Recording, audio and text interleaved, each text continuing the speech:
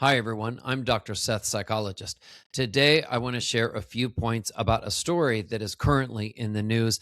And this is a mind blowing story. A North Carolina mom who vanished in 2001, 24 years ago, was recently found alive and well. And I want to talk a little bit about this specific case, but more importantly, what it means when an individual does voluntarily just walk away from their life. Now, this specific case that we're talking about, this is Michelle Hundley Smith, who is now 62 years old, and she was last seen on December 9th in 2001, over 24 years and 2 months ago. And recently, just recently, on February 19th, law enforcement received a tip about her possible location. And then the next day, on February 20th, law enforcement went to an undisclosed location and met with this woman, Michelle Hundley Smith, and they found that she is alive and well. This woman is the mother of three children. Now, it's important to note that when law enforcement met with her, she requested that her location be kept confidential.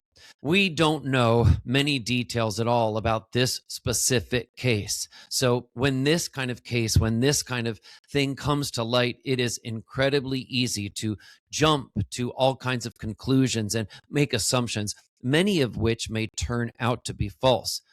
Certainly, anytime you have a mother and you have her leaving children, walking away from the responsibilities of being a parent, this is something that is going to elicit incredibly strong and profound reactions in people, in others who have strong beliefs about the need to protect and take care of your children. What the specific motivations were for Michelle Hundley Smith, what the circumstances were, what was going on with her that caused her to leave, we don't know. Now, we may come to understand more information, but multiple agencies were involved many years ago in a search.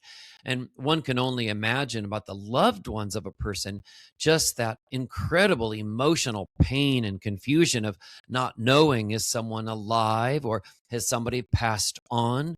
We can think of cases where someone has gone missing, where the families don't ever get that kind of closure and what that must be like for them.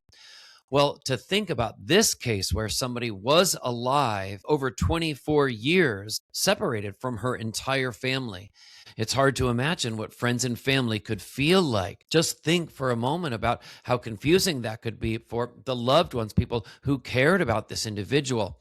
For them to years later find out that she is still alive. Imagine some of the questions that could go through a person's head. A person may ask themselves questions like, did they ever love me?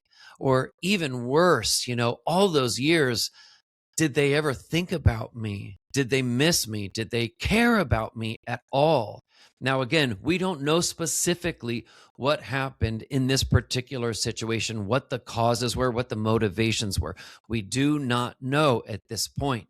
But I can tell you psychologically, in cases where there are children, young children who are left by their parents, a lot of times later, if those parents want a relationship again, want to be reconnected later in life with their children, a lot of times the children don't want that. A lot of times they feel so hurt and angry for having been rejected at a time when they needed their caregivers the most.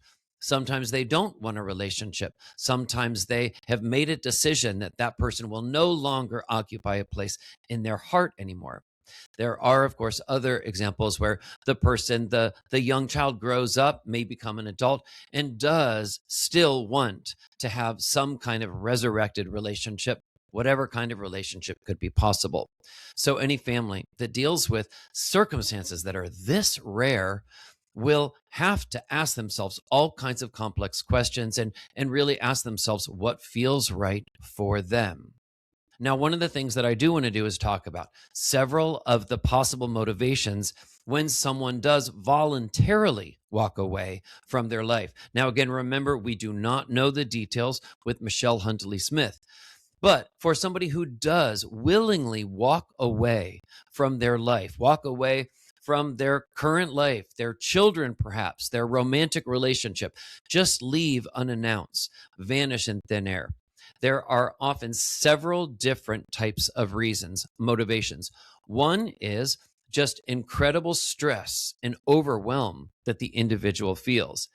Now, a lot of people will hear that and say, well, yeah, people are stressed and overwhelmed every single day of their life, especially parents. That doesn't give anybody the excuse to walk away. And that's true.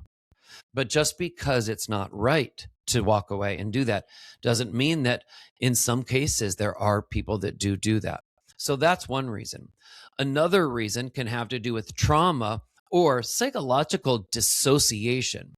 Someone can engage in a clinical process called dissociation, where they actually slip out mentally, they slip out of the reality of their normal mental functioning.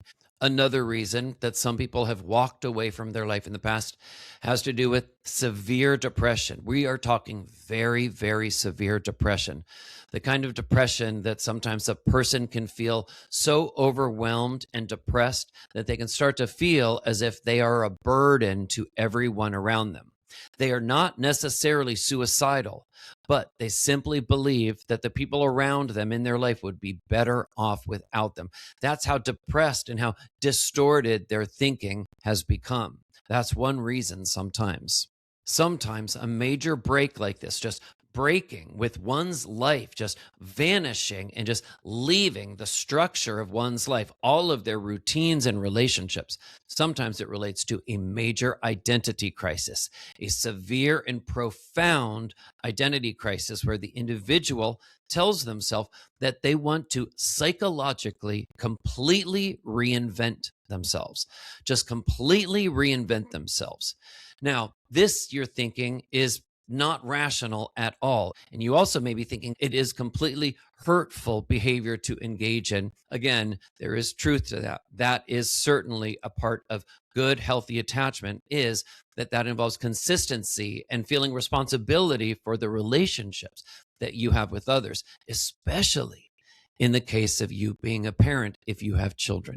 But when we talk about children, another thing to think about is that this can sometimes be an indication of a major attachment problem the individual can have, a major attachment problem, where the individual may tell themselves that they feel completely suffocated in their own life, completely emotionally suffocated. They feel that they can't tolerate anymore individuals, young people, for example, their children, depending on them. They feel suffocated and they must seek a way out to end that pressure. This is an example of a really, really disturbed attachment problem in some individuals who walk away from their life. And the final motivation that I want to share that an individual may have if they just vanish, just voluntarily walk away from their life, it can have to do with paranoid or even full-blown delusional thinking. Paranoid thinking. They may think that someone in their current life structure is out to get them. Something in their current life structure is causing them harm, could even kill them in some way. This could reach the point of delusion, full-blown clinical delusion, where the belief that they have is very, very strong, but completely breaks with reality.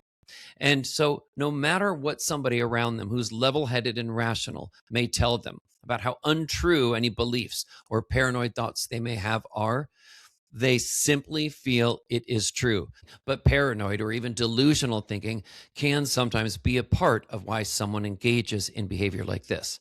So, those are some of the possible motivations for somebody who just walks away voluntarily from their life. Now, with the case of Michelle Henley Smith, we may, over time, learn a little bit more about her motivations, what happened, what the cause was of her simply appearing to vanish from her life over 24 years ago. I'm Dr. Seth, psychologist.